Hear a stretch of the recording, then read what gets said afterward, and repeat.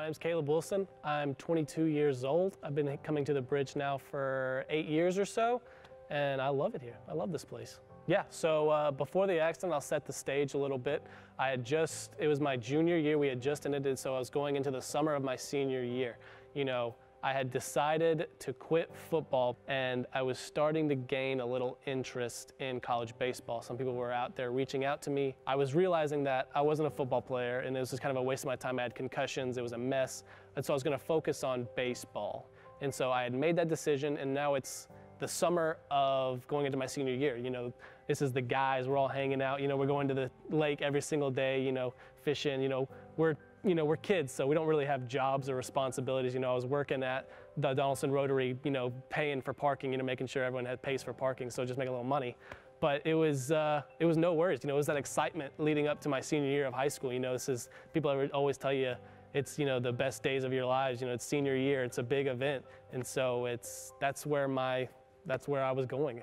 Yeah, so July 14th, 2013 was a Sunday.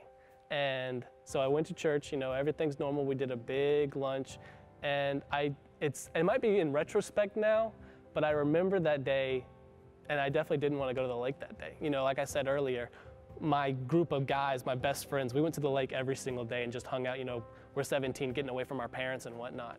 I distinctly remember saying, you know, guys, I think I'm just gonna pass. Today's not the day I want to go out. You know, it's Sunday, I got something to do on Monday, whatever. And I remember Grayson, literally my best friend, you know, called me 3 times saying, dude, just come on out, like 5 minutes, 30 minutes, we're just gonna hang out. So I said, you know what, fine, you know, why not? So, you know, I turned the music up real loud in my car, you know, trying to get myself pumped up to hang out with my friends, because I guess I was just in a sour mood or whatever. But I get there, pull it in real quick, and, you know, it's the guys. So of course I'm having a good time hanging out. And one of my friends, Bradley, he brought his girlfriend, which kind of dampens the mood a little bit, but it's whatever. So we're all just hanging out. I don't know, I'm probably there for a couple hours. You know, we're just doing what we do, cut up jokes, fish on the bank. And Bradley's gonna take his girlfriend home. And so I tell Bradley, I'm like, hey man, why don't want to spend the night tonight? And he's like, yeah, sure, why not? Because I mean, that's nothing out of the usual. And so all of my friends, we're hanging out, like our lawn chairs are set up probably 50 yards away from Bradley's truck. And so at that point, we're all over there, and I've obviously gone to Bradley's truck to say bye to his girlfriend and, you know, to make the plans for him to spend the night. And so he's starting to get in his car, and I'm like, all right, well, I'm gonna go back over to the guys. And so at Chutes Branch, where my accident happened, they have these big cinder blocks to stop trucks from going into the lake, which is, you know, the smart thing, the right thing to do. So for some reason, on the way back, I choose to sit down on that cinder block and text my crush, and, you know, at that time, just kind of give myself a moment, text, and then go back over with my friends. And I guess that's wrong place, wrong time, because right then is when Bradley puts his truck in reverse instead of drive. And if you've been to Chutes Branch, it's on a steep incline because it's a boat ramp. So you got to gun it a little bit. He's got a big truck, so he might have been trying to show off. But yeah, it's reverse instead of drive. And so he backs into me, his trailer hitch hits me right in the spine. And one moment I'm texting my crush, and the next I'm laying in the lake, not sure what's going on. I officially broke 3 things, and that was, I broke my back and my L2 vertebrae, and I also fractured my L3 and L4, which are my lumbar, which are pretty far down my back. I had a compound dislocation of the lower talus in my right ankle. And so if you look at it, my foot, you know, if your foot's like this, my foot was facing the complete opposite direction and was halfway up my shin. Then I also had a fracture of my zygomatic arch in my right cheek, which is probably just a product of me falling and hitting my face on some rocks. But so, you know, after it's all said and done, I am paralyzed from my chest down. I'm technically classified as a T3. So my neurological level, even though I broke my L2, my neurological level is all the way up at T3, which is about mid-chest. And so I have no feeling, no movement of anything from here down. God's presence was definitely everywhere. You know, when I hear that, you know, they're kicking people out of the lobby because there's not enough space for all the people that are coming and praying. And people are praying, you know, in their homes because there's not enough room at the hospital. And they're limiting my visitors because so many people are trying to come and support me. old friends, new friends, people that I don't even know are out there saying how much that they're praying for me and how much they're thinking about me. And, people talk about, how worried and, it's scary. And it was scary, but for me, I'm going to revert back to that calmness. I never truly felt in danger. And I'm going to put that up to God because I knew, the worst case scenario is I'm going to heaven, Is that the worst thing that could happen? God was always on my side, no doubt about it. And he was always there looking out and protecting me. After a week or so at Vanderbilt, they're transporting me to the Shepherd Center in Atlanta. It's a new place. It's very unfamiliar. I'm not sure what's going on. It's a hospital, but it's a rehab facility. And so they, direct me to my room. They bring the nurses in, say, hey, these are your nurses. This is your home for the next couple months. Just get comfortable. But tomorrow we're going to hit the ground running. So 8 a.m. comes the next morning, and my therapist, Jill, she says, all right, well, I know it's your first day. We're not going to overwhelm you. Don't look at anybody else's progress because you're on your own path. Everyone here has a different injury. Everyone has different abilities. So we're going to find out what you can do. And so she said, just get on the mat, transfer over to the mat, and we're just going to stretch. And I said, stretch? Yeah, I can do that. What's so hard about stretching? As an athlete growing up, stretching was the easiest thing, the best part of the day. It's just, you wake up and you stretch. How hard is that? And I'm laying on the mat, and she says, all right, figure out how to bring your knee to your chest because I can't move anything from the chest down. So I'm sitting there, and I can't bring my knee to my chest. Like, I can't figure out how to grab it and bring it up. I can't figure out they have these loops for you to stretch your legs, and so I put my foot through the loop and try to stretch out like my hamstring, and I can't figure that out. And that, that's my first low point. That's where I realized the seriousness of this and what my life's gonna look like. And it's so frustrating that I couldn't even stretch.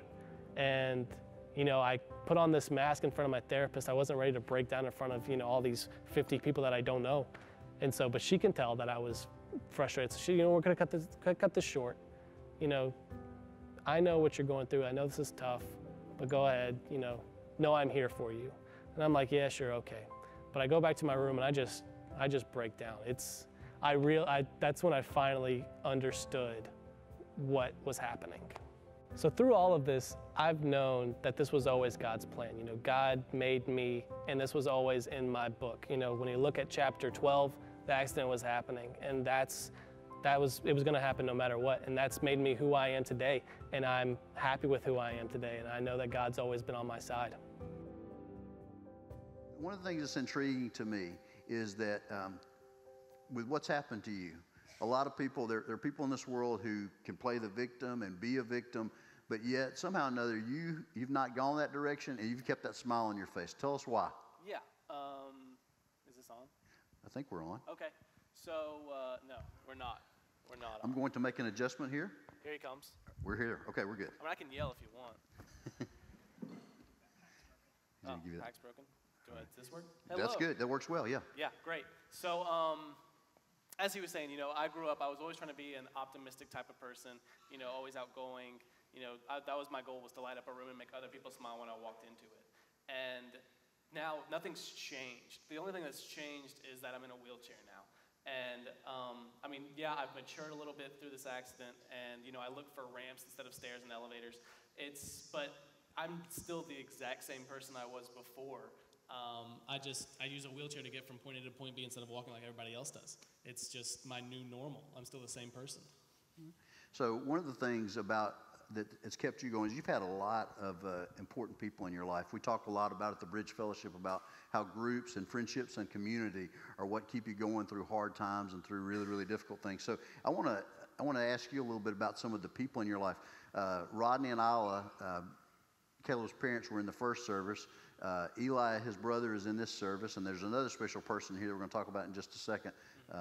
But tell us about Rod, tell us about Isla, and tell us about your brothers a little bit. Yeah, so Rodney is so intense and one of those. It's just his personality. But that was what I needed. Every night in the hospital or at Shepherd Center in Atlanta when I was doing my therapy, he was in that chair that converts to a bed. And you know, he's 50 years old. Like, he shouldn't be doing that. But that's what he did, and that's what I needed. And it was so comforting to know that he was there. You know, in therapy, they block off the therapy room so no adults and parents can come in there so you can learn how to be independent and do things on your own. And so you could guarantee that he was right at the line on the door, peeking in, making sure that I was okay. And it was so nice. But then he was on the back end, he was preparing for me for once I made the recovery. Like, I needed to focus all my attention and effort into the recovery phase. But I was a senior in high school, so I was supposed to be graduating and, you know, planning for college. I never applied for a college. My dad applied for me for all of these places to make sure that the steps were in place once I got there. And then he was also making sure that our home was changing into wheelchair accessible, you know, changing our whole background landscape to building a ramp. You know, I moved from my upstairs, which I couldn't get to, obviously, into the master bedroom, making sure that the bathroom was rearranged and I could get into the closet. He was definitely that number one guy. He was kind of like a superhero, for sure. So your mom, a different kind of superhero. Back before there was ever a movie about women praying in closets in contemporary Christian culture, Isla Wilson had a prayer closet. So tell us a little bit about her. Yeah, I think the best way to describe my mother is that she is like the embodiment of God's unconditional love. You know, you hear like everyone's praying for you, and I appreciate that, and I loved it so much, but literally seeing my mom 24/7, 7 days a week, praying and being there and comforting, and it was so awesome that she was literally my number one cheerleader. I mean, me, my mom, and my dad, we lived in a hotel, or not a hotel, but a hospital room for 4 months, and so it was us three. We got really close, and it was so awesome to have both of these people, specifically my mom, being that number one person to rely on and know that I could break down to, and that she would be right there for me all the time. So I shortchanged Isaac in the first service, and he's not in this service, so I'm not going to do that this time.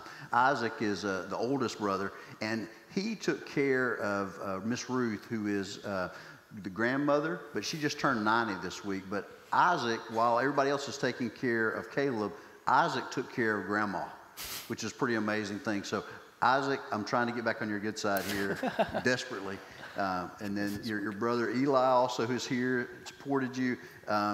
Just in the way that he normally does, which is different because he's a different kind of guy. Yeah. But there's also this other person that we only know as, in the video so far, as the crush. Now, she has a name. Would you care to name her and talk about her just a little bit? I think this is working now, so I'm going to put that down. Cool. Good. Great. So, she's my crush in the video, but now she's my girlfriend of almost 5 years. Her name's Kaden. Raise your hand. Kaden, stand up. She's right here. Yeah, we're going to make her stand up. But, yeah, she has been the biggest blessing that came out of this. I met her a month before my accident. She came on my family vacation. She was a close friend of my cousin. And then that was our first interaction. My second interaction happened when I lied to my parents. I told them that I was going to go on a college visit, and I actually drove to her family's cabin in Franklin, North Carolina. And it was a terrible idea. I didn't check the oil. I had like $100 to my name. Ronnie and Isla didn't find out about this until the first service. Until this morning. Yeah. Just so you know. So it was big news to them. But it worked out. We spent a 4th of July weekend together. It was great. And then the accident happened. And I don't remember too much about Vanderbilt, but there's pictures to prove that she was there. But the biggest impact happened, and when I truly found out about her character, was at the Shepherd Center. And this isn't a knock on any of my best friends and whatnot, but like my friends from Nashville, they came and saw me maybe like once or twice. Caden, who lives the same distance from Jacksonville to Atlanta, she came and saw me, 6, 7, 8 times. Every other weekend, she was there supporting me. And it was incredible to have that kind of support and person there for me. In a lot of situations, when somebody gets cancer or somebody goes through something really difficult, that somebody significant in your life runs from them. Mm-hmm. One of the things that I don't know Kaden. I know her when I see her. I've met her before, but it's exceptional when somebody runs to someone who's in trouble and just kind of has devoted their life to taking care of them and just and a motivator, right? She's Absolutely. The one that let you get, Oh yeah, she didn't let me lay in the bed all day. When during the weekends was when we didn't have therapy, and so my goal was to lay in bed all day. But Caden would be the one that would be like, no, let's go to the garden and sit outside, or let's go take a walk. And I was but it's what I needed. I needed that for sure. So there's a more complicated relationship though. the young man who was driving the truck, Sure. Bradley. Yep. Tell us about where you guys have come since the accident. So Bradley was literally one of my best friends. You know, if I needed anybody, he would be at the top of the list of who I would call. And the accident kind of changed that dynamic. But after, when I was going into my surgery, one of my very first surgeries, all of my best friends were there to support me and kind of walk me as I went from my room to the surgery room. And Bradley was one of the last people I saw before I, got into surgery and was knocked out. But that moment, this is like not even 24 hours after the accident, I made sure I told him, I'm not mad. This is not your fault. This is a total accident. I know you would never do anything to harm me or put me in any danger. And so we have come pretty far. I mean, he was a year older than me, so once that school year started, he went off to Tennessee Tech. But I made sure, whenever he was home, I was like, text me, call me, I'll be at your house. He built his own ramps out of, 2x4 to make sure I could go into his house. And I was making sure, that I could show to him that I was progressing and I was okay with this whole situation. Because, it affected him just as much as it affected me. But, life happens, and so we, that's just what happens. He went kind of one way, I went another, but we're still friends. I make sure I talk to him all the time. He just got engaged and married. I'm so happy for the guy, and we're definitely still friends. I asked Caleb, I said, when did you forgive Bradley? He said, I never had to forgive him. I was never upset with him to begin with. When God changes your heart, just incredible things happen. I want to just talk. We could talk for 2 hours here, but I left this out earlier. When Caleb was at Vanderbilt, I got there the next day. I got a text from Rodney in the middle of the night, and I came the next day. And when he went into surgery, he doesn't remember this. I don't think he remembers this because he was under so much morphine. But I got a chance to pray with him that day, and at that point, his life was in danger. We didn't know if he was going to make it or not, much less walk, or what his situation was going to be. And, this is amazing that he is here, and he's as strong, as healthy, and just who he is. It's just kind of amazing. We didn't talk about this the first service. We're going to talk about this one. Okay, so you play wheelchair softball. Yeah, I play wheelchair softball. All right. So tell us about that. Tell us about what that's about. Sure. So wheelchair softball is just an activity. It's a good way for me to hang out into a community of people with, similar lifestyles as me, or, not lifestyles, it's not a choice, but it's a community that I can, rely on and get, accountability from. But then it's also a way for me to still be competitive. I grew up playing sports, and that was really important to me. That drive and, that competitiveness still comes out of me.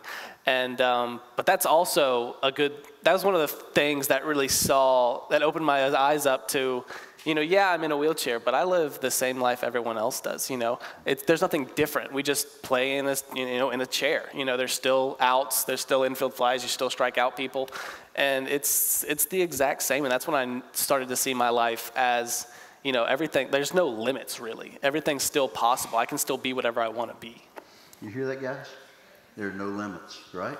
So he and Rodney went to play a softball tournament in Jackson, Mississippi last week. They didn't win. They were 2-2, but they kind of tied. They were in a good place. It was a good tournament. It was a good tournament. We were competitive. Yeah. So, so that's, just there aren't any limits. And but that just gives you a little bit of insight about who he is. I want to go toward to the Jesus aspect of this. Sure. So there's some scripture passages that you're going to talk about, but talk about you talk about the calmness that night, but you wake up literally in Old Hickory Lake, yeah, and the presence of Jesus is right there with you. What do you? It's all around me. The night of the accident, like I said, I was texting one moment, and the next moment I'm just sitting there laying flat in the lake. I don't even know I'm in the lake because I don't feel anything from my chest down. So I don't even know I'm in the lake. I just remember distinctly looking up at the sky, and it's dead clear. I can see tons and tons of stars out there, and it feels for like what is an eternity. Like I said, my friends are only 50 yards away. God was there. There was another stranger 100 yards away. We're a group of 17-year-old kids. We don't know what to do in a situation like this. And so that stranger comes over, takes control of the situation. Before they get there, it feels like hours. I'm just sitting there just confused and dazed, and it's just like it's the calmness. There's no really other word to put it. It was almost dreamlike. So God has planted some verses, some Bible verses Absolutely. in your life, and I'm going to let you share a little bit about what God's taught you through some of these verses. Yeah, I'm going to read these straight up so I don't mess them up. But it's Jeremiah 29:11 through 13.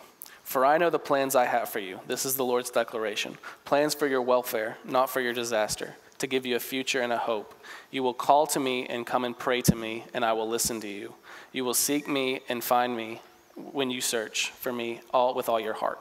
So that's the first one that really jumped out to me. And I got this through my girlfriend, Kaden. And what happened, like we had a picture together, and she, at the Shepherd Center, she brought a picture frame with that verse on it. And it really kind of spoke to me. You know, it gives you comfort in knowing that, you know, the Lord's going to test you no matter what. But everything that he does and puts in your life is for the better and for your progression with his relationship. And then the other verse I have, if I can get to it, is Romans 8:28. It says, we know that all things work together for the good of those who love God, those who are called according to his purpose. And this one came to me a little differently. The very first person that saw me at the Shepherd Center was a girl that went to my high school. I wasn't even really friends with her, but I guess she had some family that lived in Atlanta, and so she was there. And she brought me a New King James Version Bible, which I wasn't really sure what to do with. Like, no one reads New King James anymore. But she brought me that, and she had, you know, bled all through the Bible, highlighting verses, bookmarking things. And that was one of the things that popped up and I saw. But, you know, that was another moment that I realized the impact of this. You know, yeah, this has affected my life, but it has affected a whole community. You know, for her to give me that gift, she had to personally go through the Bible and read through these verses and find things. And, I mean, what better could come from an accident? You know, not only am I going to be looking through the word, but so is she. You know, it just shows, you know, the spider web that this expands out through. And then the other one, the story of Job, I really like. I don't want to compare myself to Job, because Job went through, you know, a whole lot of things. But I like to see that, you know, the Lord had enough faith in me and knew that I could do this. You know, the devil comes up and says, hey, you know, let me take a shot at one of your followers and see if I can flip them or whatever. And the Lord says, okay, give you a shot at Caleb Wilson. And so he has this happen to me, but it doesn't waver me at all. You know, it's another strikeout for him, just like he struck out with Job. But then the other half that I love about this story, okay, go ahead, yeah.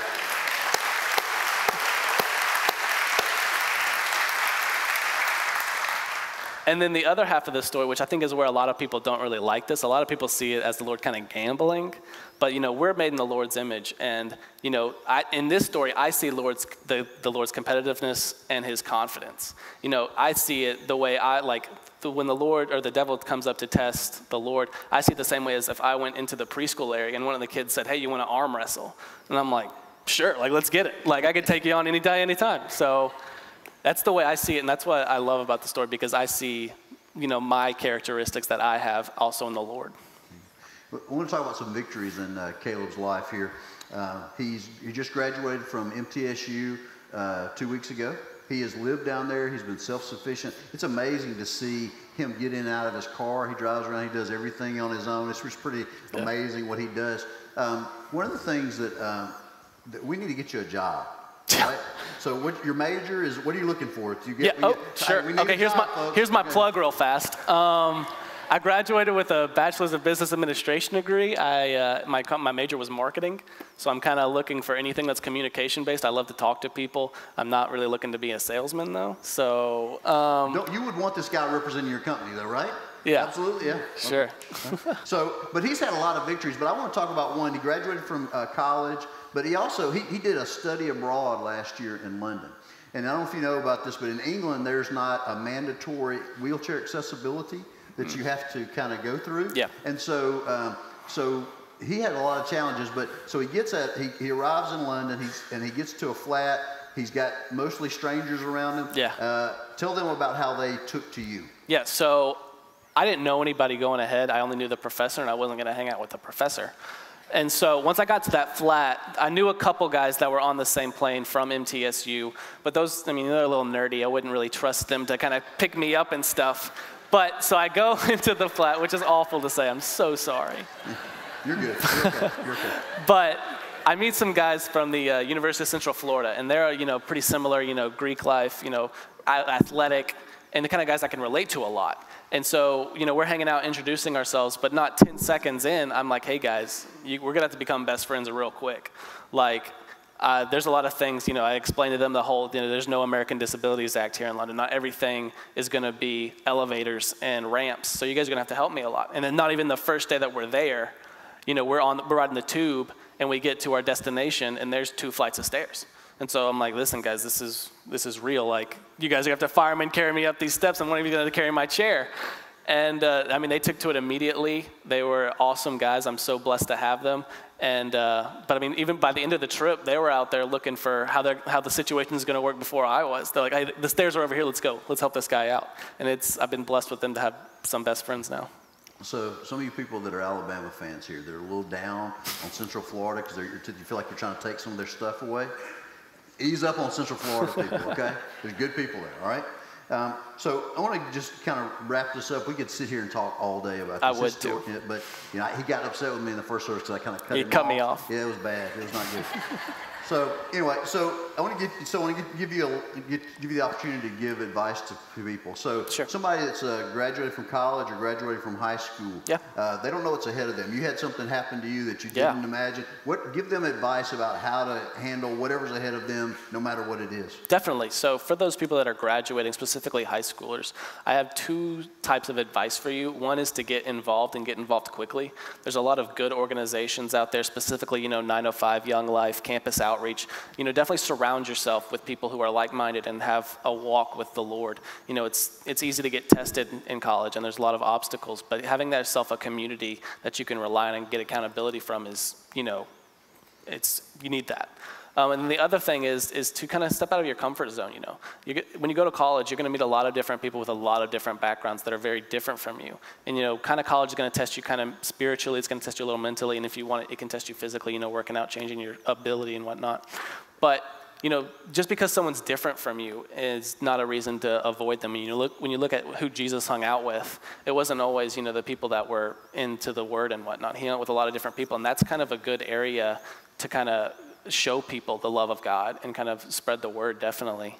But there are also people out here who are struggling. There are people that have cancer. There are people that have some really tough relationship problems. There are people here that are going through divorces. There are just all kinds of challenges. So give them some advice and some tips maybe from your life about how you can avoid being a victim and really live life to the full. Yes, so for this group, not everyone is challenging something that's so obvious and, external as mine. Not everyone gets hit by a car. Not everyone gets cancer. There's a lot of different obstacles that people overcome in their lives. And the best advice I can give, it's pretty easy, but it's, give it to the Lord. The Lord's never going to give you an obstacle that you can't overcome. That's not something you can handle. And it's going to be tough. I'm not saying it's easy, but He's always got your back, and He's always going to be supportive of you. And so the best thing I can say is, just give it to the Lord. He's gonna take care of you, and He's gonna comfort you, and He's gonna push you. It's not always easy, like I said, but He's always got your back. He's gonna be your number 1 supporter as long as you're walking with Him. Awesome. I'm gonna wrap up here, but I wish you would express your appreciation to Caleb Wilson for coming and doing the interview this morning.